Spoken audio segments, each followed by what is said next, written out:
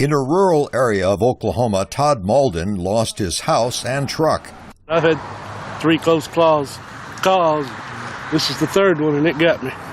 This kind of pluck and good-humored determination is what people admire about Oklahomans.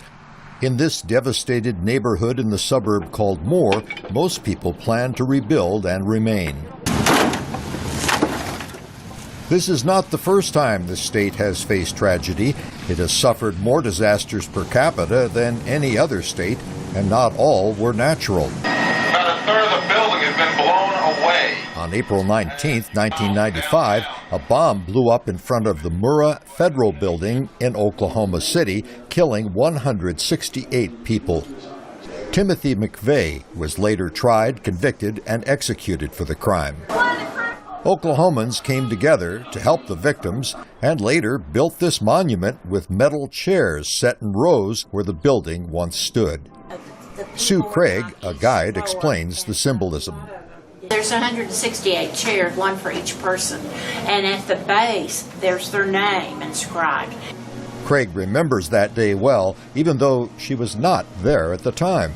I was teaching school in Moore where the tornado happened Monday. No kidding. And I know a lot of people there, and that's been traumatic for me.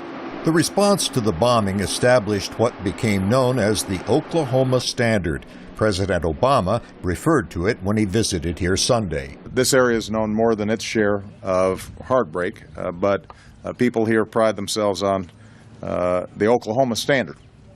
You know, what Governor Phelan's called being able to work through disasters like this and come out stronger on the other side. The Oklahoma Standard was on display after the tornado. Volunteers have poured in with food, water, and other items. Baptist student pastor Joey Dean says this is typical Oklahoma behavior. And anytime disaster happens, we just roll up our sleeves and we want to help. We're not so much interested in staying in our homes and being comfortable. We really want to get out there and help our neighbor. And that help is appreciated by victims like Brooklyn Pierce and her family. I think it's awesome. I mean, Oklahoma is an awesome place to live, and they come together really fast, and, they're here to help, and, they do their job well. State officials are pleased by the response, but they say they take lessons from each disaster in order to respond better next time. People will eventually rebuild and move on with their lives. But as the bombing memorial demonstrates, they will also keep a place in their hearts for those who were lost. Greg Flakus, VOA News, Oklahoma City.